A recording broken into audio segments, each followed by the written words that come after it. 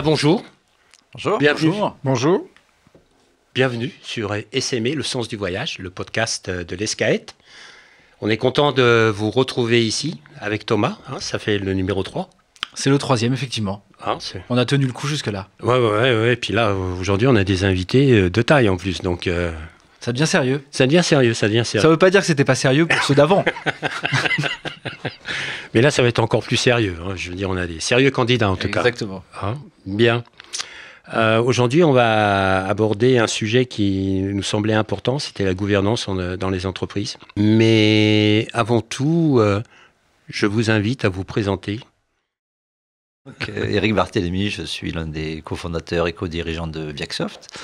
Viacsoft, nous sommes un éditeur d'une plateforme en mode SaaS pour les acteurs du tourisme, donc une plateforme qui leur permet de gérer de manière globale leur entreprise. Et à part ça, je suis marié, papa d'une jeune fille de 15 ans.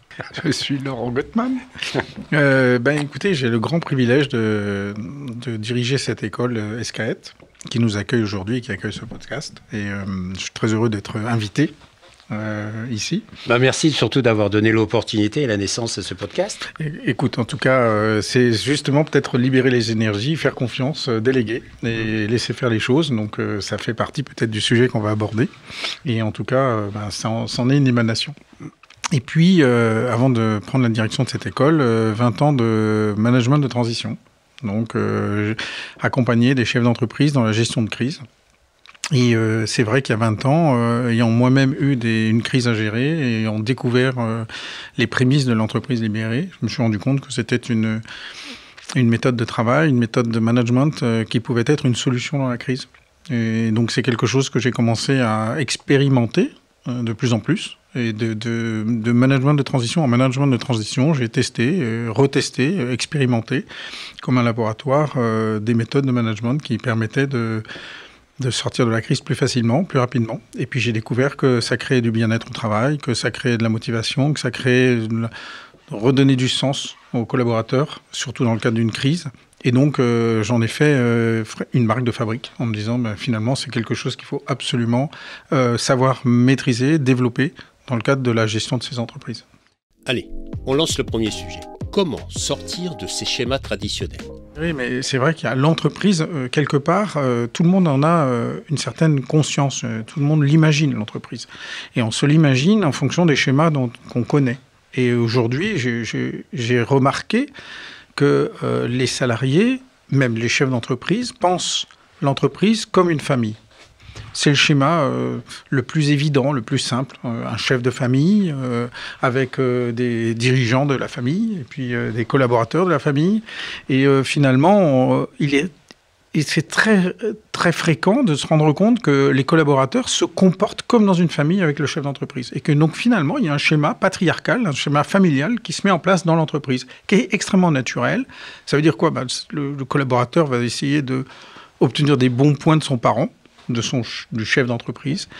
Et puis, de l'autre côté, le chef d'entreprise, c'est très confortable parce qu'il peut asseoir son autorité de façon assez naturelle, simple, presque de façon transparente, en tant que chef d'entreprise paternel qui prend des décisions paternelles dans l'entreprise. Il peut le faire avec beaucoup de tact et de bienveillance, mais être quand même dans ce schéma. Est-ce que toi, Éric, tu as retrouvé le schéma dont Laurent parle.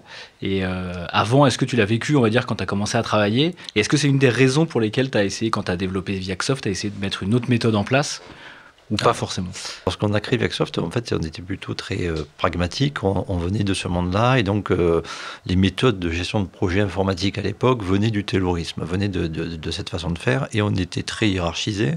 Et les premières phases de gestion d'un projet, c'était la rédaction des spécifications fonctionnelles. Après, tu passes à de la conception par des ingés, etc. Et du coup, on s'est dit, on crée une start-up. Si on se met dans ce mode de fonctionnement-là, on va y passer 9 mois, 10 mois, 1 an, je ne sais pas. Et au bout d'un an, on n'aura pas écrit une ligne de code et au final, on aura du beau papier et on ne saura pas quoi en faire. Et à ce moment-là, en 2008, alors je parle un peu comme un vieux... Dinosaure. ok, on ne dit pas de gros mots. Un vieux dinosaure, mais en 2008, tu n'avais pas la French Tech, tu n'avais pas tout ce qu'on connaît aujourd'hui sur l'informatique, l'évolution. Donc, On a un petit peu regardé ce qui se faisait, on a vu apparaître l'agilité, donc ce qu'on appelle aujourd'hui les méthodes agiles, des Scrum, Extreme Programming, des choses comme ça, qui aujourd'hui sont démocratisées pour la partie informatique. Mais en 2008, on les voyait un petit peu émerger à Paris, Toulouse, Grenoble. Voilà, il y avait quelques pôles comme ça en France, mais c'est tout. Et donc nous, on s'est dit, tiens, ça nous va bien. On a fait venir un expert sur le sujet. Et on l'a mis en place, mais de manière au départ très mécanique, très théorique. On réfléchissait pas du tout à la culture d'entreprise, pas du tout à notre gouvernance. L'idée, c'était de délivrer. Et donc, l'agilité nous permettait ça, c'est-à-dire que c'était l'humain. Alors, pour les intéressés, vous regarderez, il y a ce qu'on appelle le manifeste agile qui a été rédigé en 2001. Et c'était l'humain plutôt que les process. C'était des choses comme ça, où on revenait à du bon sens, et donc on a mis en place ça, et donc l'auto-organisation des équipes. On a mis en place ça, donc, et ça a très bien marché, on délivrait très régulièrement, très vite, et au bout d'un moment, ça marchait tellement bien qu'on s'est posé la question de, justement, est-ce qu'on ne devrait pas réfléchir pour le coup à notre gouvernance et en faire notre culture d'entreprise. Donc aujourd'hui, est-ce que vous êtes une gouvernance agile, ou libérée, ou hybride ? Plutôt libéré, parce qu'aujourd'hui on n'a pas très clairement on a une organisation très horizontale en fait, avec quel que soit le service. Donc l'agilité est très prégnante sur la partie développement, ça c'est sûr, parce qu'il y a des méthodes un peu particulières. Mais aujourd'hui tous nos autres services, que ce soit notre comptabilité, notre support, nos flux de clientèle, fonctionnent sur ce même mode, sans manager et avec une équipe qui va travailler sur son organisation.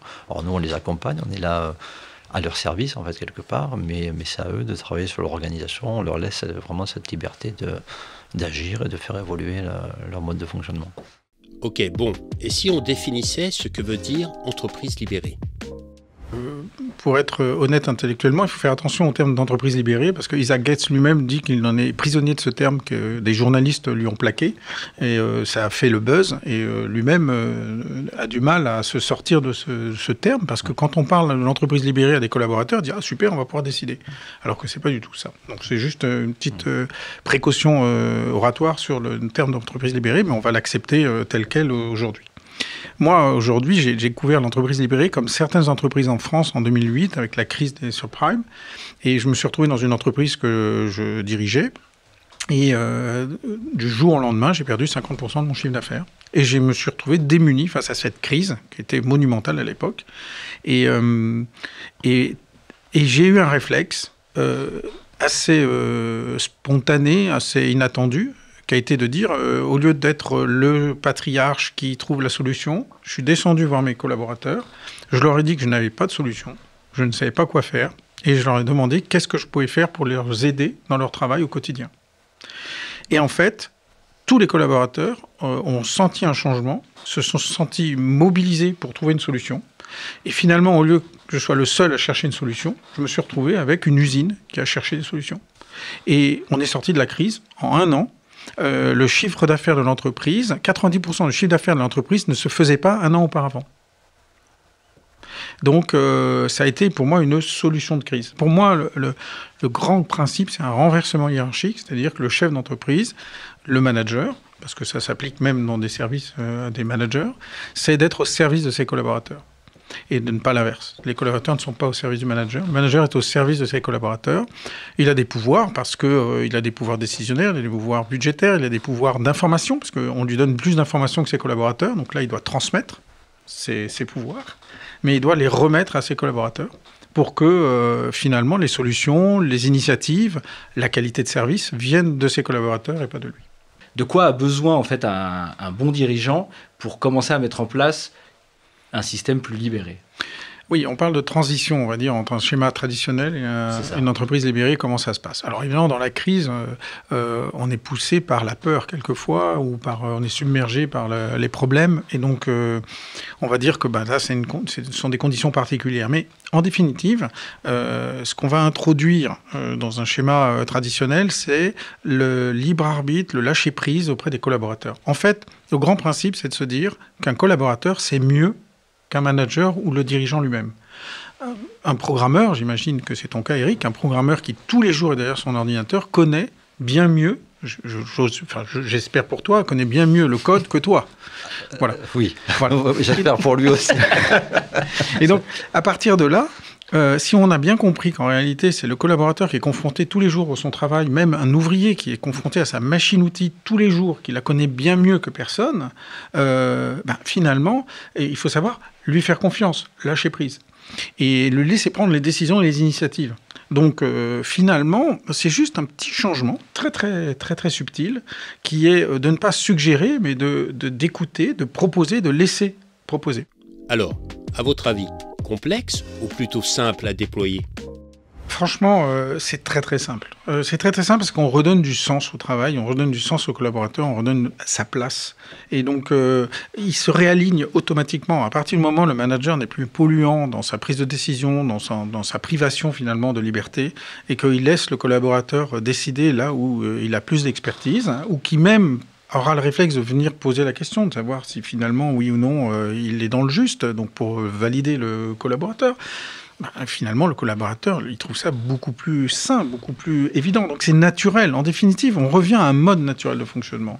Ce qui n'est pas naturel, c'est de considérer que le manager sait ou que le chef d'entreprise sait mieux que tout le monde. Et quand la décision n'a pas été bonne, comment vous réagissez ? Alors, nous, on a pas mal de valeurs, mais moi, il y en a deux qui pour moi, sont hyper importantes. C'est la confiance et le droit à l'erreur.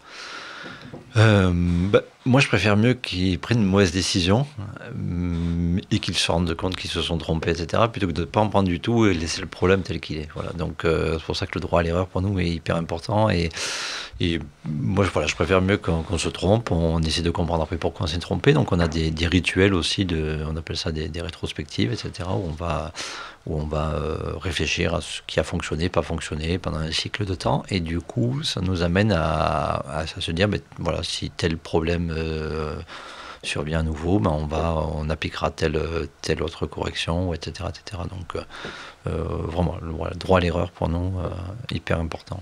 Et est-ce que le système d'organisation que vous avez influe sur le recrutement que vous faites ? Est-ce que ça influe sur Parce qu'il y a des personnes qui ont besoin d'un cadre...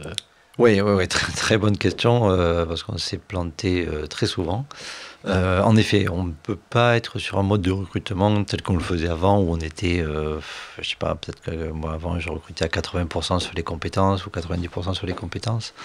Aujourd'hui, je dirais pas qu'on a inversé la vapeur, mais on est au moins maximum à 50% sur les compétences. Et après, on essaie de voir si la personne va en effet bien s'intégrer dans ce type d'organisation, voir si la personne va s'y épanouir ou pas.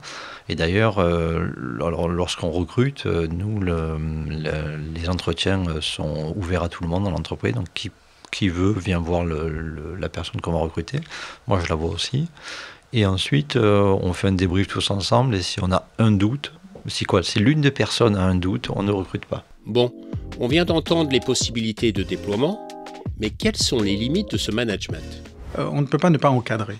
Donc je pense qu'il y a une recette, un équilibre à trouver quand on délègue, quand on donne sa confiance, quand on essaie de renverser la vapeur. Il faut savoir maîtriser le cadre que l'on va donner en confiance. Si je donne à un ouvrier toute liberté pour gérer l'usine, il va être perdu. Il n'aura plus de repères et il va devenir contre-performant. Parce qu'on lui demande de prendre en charge une tâche qu'il n'a peut-être pas ni l'habitude, ni l'expérience, ni la capacité intellectuelle ou je ne sais quoi. Je ne parle pas pour un ouvrier, mais en général. Et donc, il faut savoir encadrer la liberté.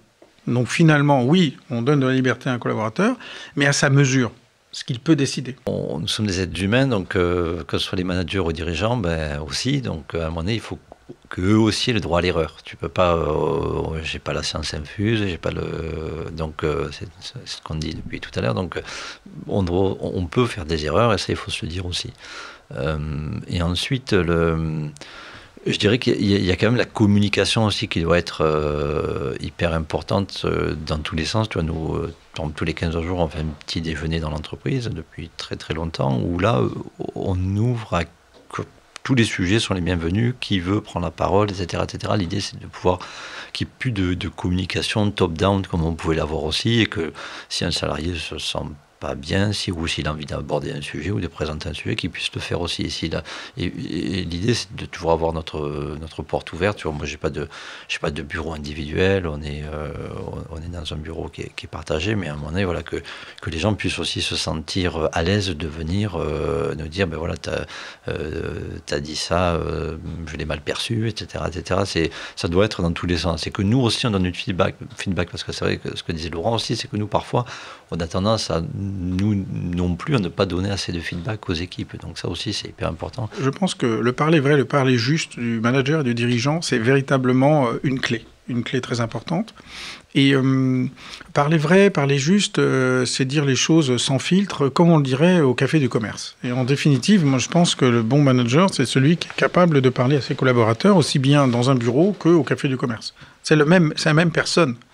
Et je trouve que lorsque le manager ou le dirigeant arrive à vraiment se mettre au service de ses collaborateurs et à sa juste place au service de la personne morale, il ne vaut pas plus qu'un chauffeur de bus dans son entreprise.